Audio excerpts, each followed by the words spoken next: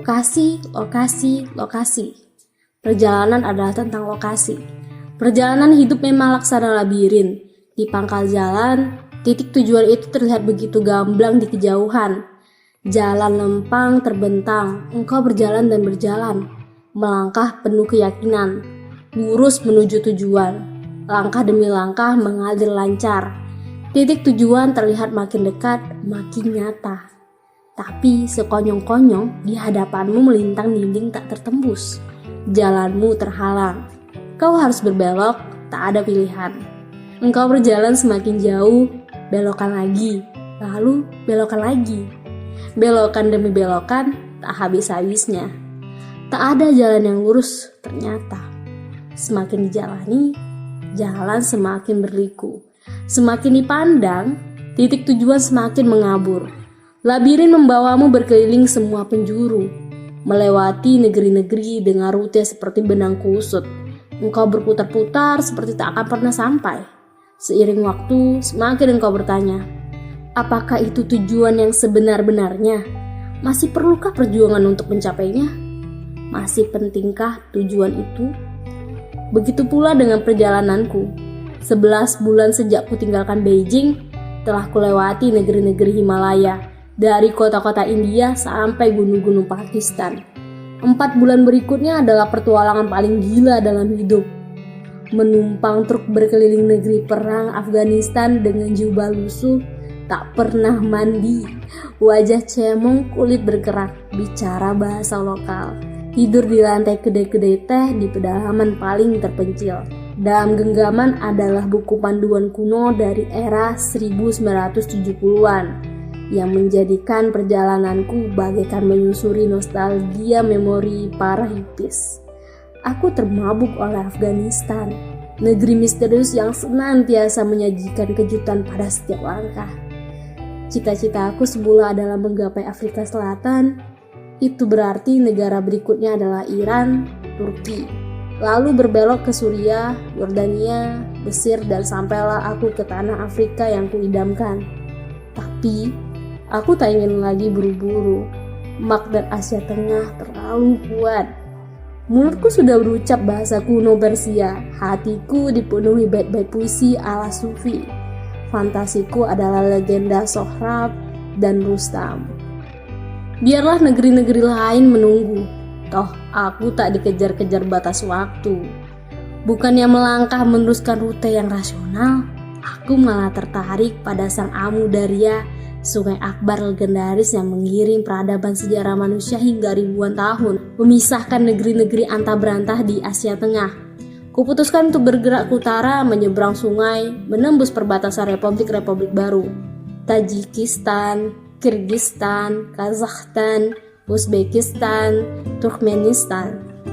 Perjalanan di pecahan Uni Soviet menyuguhkan tantangan ala film laga, semakin membangkitkan adrenalin dengan debar pertualangan, menghadapi perampok, nyaris ditangkap agen KGB karena dikira mata-mata, diserang pemabuk beringas, terperangkap di rumah pelacur, tersesat di padang salju, menyelundup tanpa paspor, tidur di peron stasiun dan diusir polisi, disergap tentara korup, jatuh dari punggung kuda, hampir masuk jurang. Dan kulihat dompetku. Astaga, mengapa yang tersisa hanya uang receh? Kemana 4 lembar $100 yang seharusnya ada? Semua raib begitu saja. Ceroboh. Aku memaki diriku berkali-kali. Adakah orang yang lebih ceroboh daripadaku? Makcik Lalim dulu sering bilang, kecerobohanku itu sebegitu parahnya, seolah dahiku sudah tercetak tulisan besar. Rape me, please. Aku kecopetan. Sudah bukan berita baru.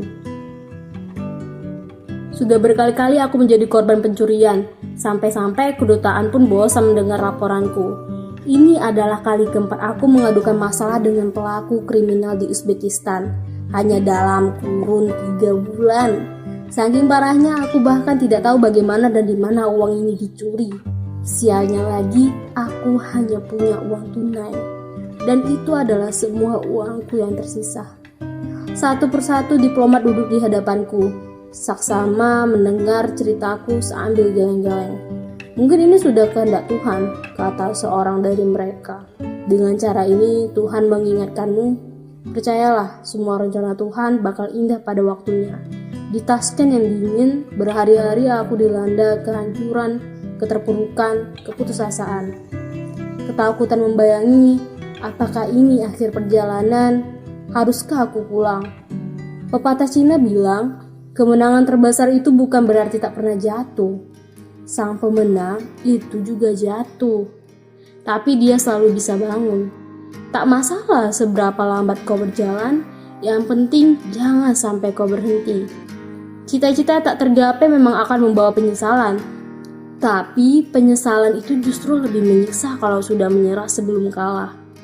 Kupaksa mengatakan pada diriku sendiri di depan kaca, berkali-kali setiap pagi, kau belum kalah, kau tak boleh menyerah. Mungkin ini memang jalan yang harus kelewati, sesuatu untuk menyadarkanku bahwa perjalanan itu bukan fantasi pertualangan dan eksplorasi tanpa habis. Perjalanan akan mengantar kembali pada realita pahit, bahwa dunia materialisme ini hidup butuh duit. Tibalah saat untuk menetap, bekerja, mencari uang, demi melanjutkan langkah. Perjalanan itu begitu realistis.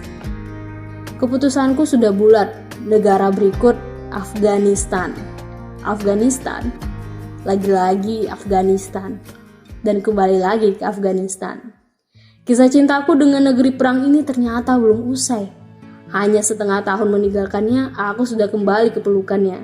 Dengan $8 tunai yang tersisa di dompet, aku melewati pos pemeriksaan Uzbekistan yang terkenal seram karena petugasnya mencari barang terlarang sampai ke kelipatan celana dalam. Aku kembali menyeberangi Amudarya melintasi jembatan persahabatan. Pintu gerbang lain menyambut dengan foto Hamid Karzai dan sang pahlawan Mujahidin Ahmad Shah Masud bertuliskan besar-besar dalam bahasa Inggris, "Good boy." Plus tulisan Persia, "Khuda Hafiz." Tuhan adalah pelindung. Semua terjadi begitu cepat.